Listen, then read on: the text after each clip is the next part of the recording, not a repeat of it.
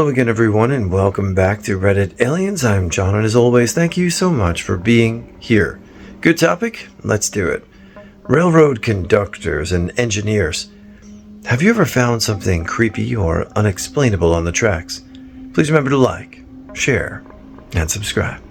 A friend of mine was a conductor at the time with the CPR, and they were going about 50 miles per hour at night, him and the hoghead half asleep on the long trip up in Alberta. All of a sudden, out of the dark, a woman walked right in front of the train. My buddy said it happened so fast, but he saw her body fly off to the side. The hoghead plugged the train, and it took over a mile to stop. My buddy reported it as they were slowing down. He jumps off the train after it stops and starts running back with his lantern.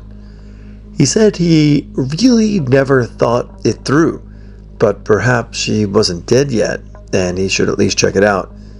He said it seemed like he ran forever, and then out of the darkness again, with the shitty little railway-provided lantern, there she lay, an arm twisted backwards over her head, and her leg obviously separated at the hip. He got closer and rolled her over, and at that very moment, hurled the contents of his stomach. He told me not so much that her mangled body grossed him out, but the fact that she died so suddenly and so violently. The investigation took several weeks, but the CPR police determined she had been drinking heavily that day. She was a 19-year-old Native woman who had an argument with her boyfriend and made several errors in judgment that particular day. My friend will never be the same. Something this personal is not easy to forget. I give my friend a big kudos for thinking and trying to save someone that has no chance saving. My father is a track foreman. He runs a crew that inspects the rails, etc. for KCS, Kansas City Southern. He took me with him on the rails a lot when I was a kid. He'd had to haul a couple cows off the tracks before. He's found thousands of pennies that people leave, and he has even had to lead a train with his truck. The worst thing he ever found, though, was Bruiser. We had a beautiful brown boxer, muscular, graceful, and intelligent. The best dog a man could ask for. We lived in the country about half a mile from the set of tracks. Not KCS tracks, different company. And one day we couldn't find Bruiser. We had let him out to go pee, so we started calling him and looking for him, asking neighbors if they saw him. After like 8 hours of looking for him, my dad found him on the tracks. He had found dogs on the tracks before. You'd be surprised how many dogs get hit, but he didn't think he'd ever find his. It was a terrible day. He would have been 4 on December 18th. As I was driving out of Providence, Rhode Island one evening, I happened to look over at a group of guys working on the railroad tracks. What really caught my attention were the eyes of this one guy who was looking down the tracks. His eyes had that 1,000-yard stare, so common among soldiers who are paranoid about snipers. The term comes from the fact that a sniper can kill from 1,000 yards, so the affected soldier is constantly focused that far. I had only seen it before in images from the Vietnam War and others more recent, and I was wondering why this individual had that stare. Just then the radio announced that a railroad employee had been hit by an Acela train at that spot not half an hour earlier. I'll never forget that look. That poor man had just seen some life-changing shit. Totally creepy. First, some background. During the 80s, I worked for an engineer and conductor in track maintenance and derailment wreckmaster for a small railroad service company. We worked freight only, but I had friends and I took many rides on some of the fast-moving passenger trains, USA Northeast Corridor. My own fond memory was the two halves of the same turtle, one on each side of the tracks, shell and bones mostly, likely placed there intentionally by someone before me, honest. I just could not bring myself to disturb it. And eventually it became a memorable visual marker along the tracks for me. Freight tracks are often out in the middle of nothing and nowhere, just trees and weeds, so a friendly, albeit long-dead, familiar face was welcome. There is a lot of boring time out on the railroad. Now, on to the gory bits some are asking about. I've been in the cab of a passenger train engine, hauling fast, up around 150 miles per hour. During daylight, visibility is usually decent if the weather isn't too bad. The point is, during the day, you can at least see what you're about to hit and can phone in an adequate report of, I just hit what seemed to be a washing machine that is now about an eighth of a mile east of the tracks, that sort of thing.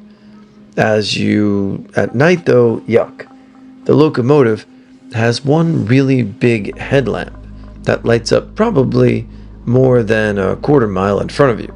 Above 100 miles per hour, that's an entire fraction of a second to glimpse the dark figure your train is going to hit. The bugs dying on the windshield are constant at night.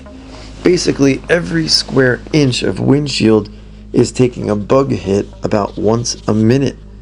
Lots of wiper fluid zips up and off the windshield real quick at those speeds. Lots of windshield wiper use. Lots of streaky, squished bug bits getting blown up and toward the edge of the windshield. Real glamorous stuff.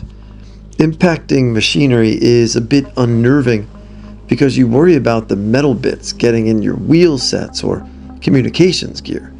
Mostly though, you hear a dull thump and some really dented metal box flies away from you. Why morons find entertainment by putting appliances on rail used by fast trains is beyond me. But hitting vertebrates, yeah, those are always a mess.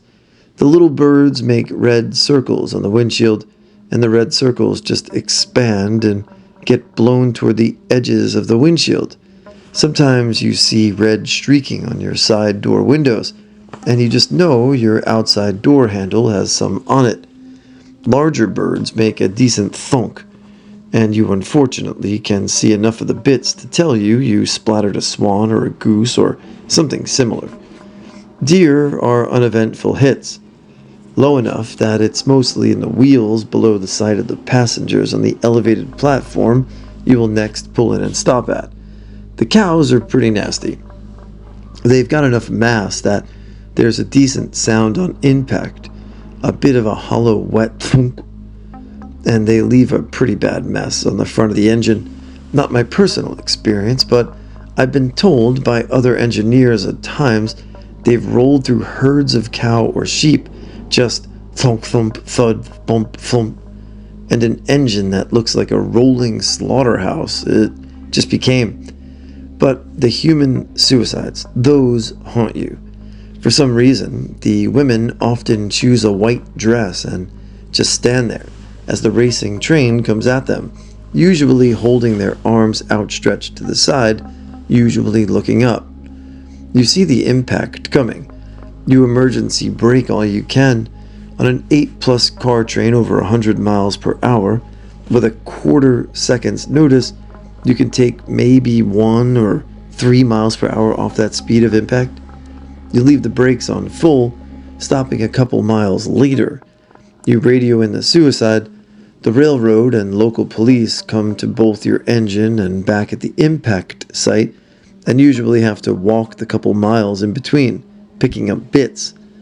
The worst is when identifiable remains are on your engine. Grim stuff. Sorry for the mess described. Other finds along the tracks have been human bodies. You see a limb partially sticking out of a bush or grass. Local animals tend to move dead things around a bit. Some coworker mechanic types have been known to use and leave a biological lubricant on some hinge and handle areas. Gloves are pretty mandatory for rail workers. I witnessed another train about half a mile from me hit one of those porta potty service trucks, basically a small tanker truck full of literal crap. Quite the sight, and then I hauled away from there as fast as I could, just praying to outrun the smell. Basically, rail work in the 80s was a bit like image searching the web for nasty sites, but in real life, for a paycheck. And most of the nasty sights you did not want to see. we oftentimes deal with subjects of the unknown or the macabre or sadness and loneliness or supernatural.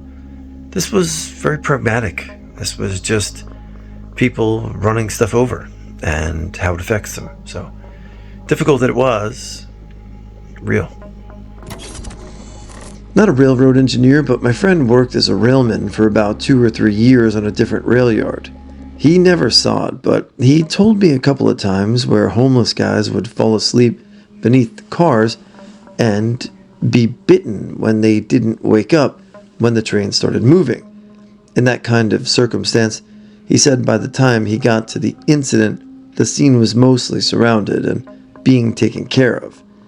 Though he did say it is something to see a pair of legs by themselves with no body above. The most disturbed he ever got around me is when he was describing how he just got on shift, and not an hour after he started, a train leaving the yard hit a truck that had stalled on the tracks not far from the yard. He saw the wreckage. It was a family in the truck. He started to really hate that job after that. I seriously can't wrap my head around what train drivers must go through. Damn. In 8 years of taking the train and metro on pretty much every business day, I was twice in a train that hit somebody, both times suicide. One of the times, the train stopped halfway in the station and the doors just opened. I stepped out of the train, and when I turned around to speak to my friend, I saw a hand with a silver watch under the train, with the arm going further under the train. I don't even know what the body's condition was, like if that arm was attached to a body at all. These images have a way of staying in your head.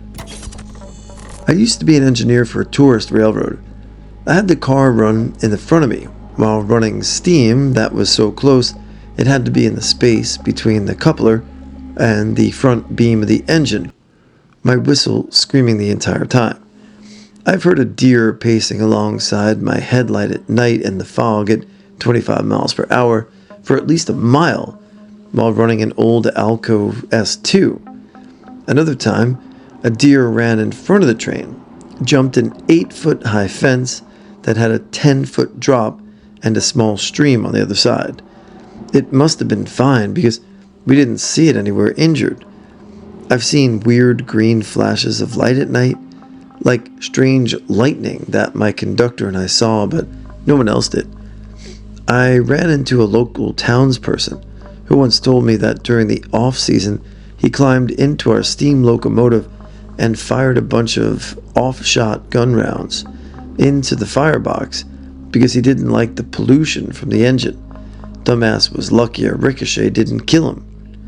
We broke a party of teenagers along the tracks where one guy was getting some oral favors from one of the girls. Got held up for a marathon one time. Local police were trying to block people from going through the road crossing. We waited just to be good neighbors, but ours are covered under federal law, and we could have started rolling anytime we felt like it.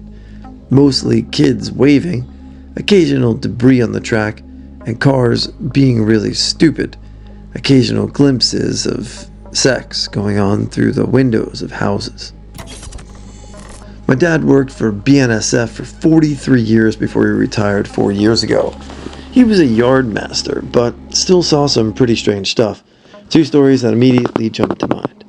A young couple in the 70s were making out on the platform before an Amtrak train was taking off. The girl was supposed to be inside, but she kept making out with her boyfriend all the way up to and past the last call before departure. The train was leaving the station when she realized she wasn't on board. For some reason, she decided to jump onto one of the ladders and just hold on. This was a train leaving Blaine, Washington, heading to Seattle.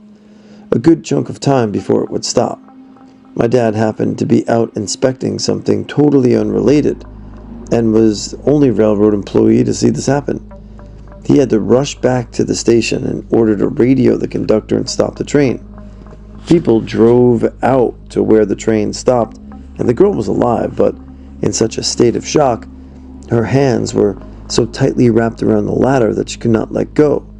I don't remember how long it took them to get her to be able to physically let go, but it wasn't easy. Another time, he was doing an inspection in Sands Point, Idaho, shortly after I was born. So the early 80s, he came across a family living in a train car. Of course, the policy is to not allow this sort of thing. He was supposed to call the cops and have them arrested for trespassing, squatting, etc.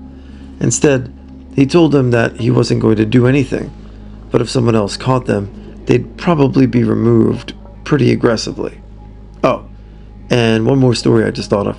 When working in Blaine, he would be the last point of contact for trains entering or coming from Canada. He was supposed to inspect all the proper forms for customs and such. Also, back in the 70s, strange that a non-government employee would do this. He found one car that didn't have everything properly filled out, so he had to deny entry. It turns out that the CEO of the company who had that freight was a personal friend of the CEO of Burlington Northern. So he actually got a personalized letter from the CEO of Burlington Northern informing him that he made a grave mistake and that any similar action delaying transport for his friend would result in the loss of my dad's job. Dad probably could have been praised as a whistleblower, but it was a drastically different time.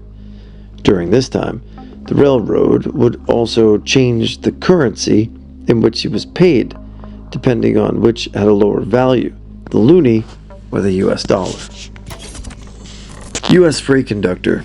Aside from the close calls with kids at 70 miles per hour and the animal strikes, I really only have one worthy story. However, my buddy has one that stuck with me and still haunts me. While following a train through a block, they came upon what looked like trash on the rail. It isn't uncommon for stuff to fall off the train or blow up against the rail, so we don't pay much attention to it. Except this pile of trash rolled over and looked at the oncoming train before they went over it. They were going slow enough that they got stopped with just a motor having gone by. The conductor goes back, and it's a dude that had previously been run over by the preceding train. It turns out that the kid has been out for his 21st birthday in a downtown area near the rail. He tried to drunkenly climb through the train when the train took off. He fell onto the rail and lost an arm above the elbow, one leg mid-thigh, and the other leg just below the knee. He was so hammered that he didn't go into shock and didn't realize he had been sliced up. This much pressure just sealed the wounds, so he wasn't in too much danger of bleeding out. Having a pile of trash roll over and look at you with vacant human eyes right before you roll over it will mess with you. My story. I had just discovered The Walking Dead. I typically don't do scary stuff, but this was just below my threshold for watching. I binge watched 2 seasons. Cue call to go get on an all-nighter. Dog of a train into the mountains west of Denver. At 3 a.m., my train is stretched out along a steep hill through a couple of tunnels when it goes into emergency. I replaced the knuckle, but still need to inspect my train to make sure it's all on the rail due to excessive hazmat. As I'm walking back, I see a game trail crossing the rail and notice a large cat track. Hairs on the back of my neck rise. My mind starts racing, but I have a job to do. I'd been walking in deep snow until I got to the first tunnel, where I'm back on ballast. I make it halfway through the tunnel when I think I hear something through the tunnel when I kick ballast behind me. I turn off my silly little lantern and kill my headlamp and pull my knife, getting ready for the zombie onslaught when I hear it. A slow, rhythmic moaning came from the end of the tunnel I was headed toward. I spend 5 minutes wondering if this is a horrible dream, if someone was effing with me, or if I was crazy. I flip back on my light, illuminating the pitch black. No zombies, just the moaning. I eventually make it to the source of the noise. An elevated temp tanker had chosen this point in my life to vent. The rhythm came from the liquid sloshing back and forth. I finished what I needed to do and we continued on our way. I still pass through that tunnel and chuckle about how close I was to getting all Mad Max on the world.